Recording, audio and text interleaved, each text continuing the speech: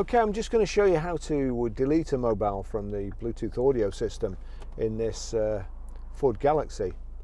As I say, it's not quite as easy as it could be, and it's not quite as easy as Ford usually make things. To be fair, they're usually absolutely spot on, but I suppose it was probably one of the earlier versions of this system.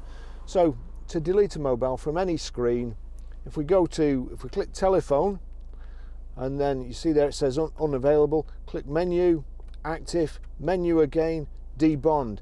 That's what we want to do.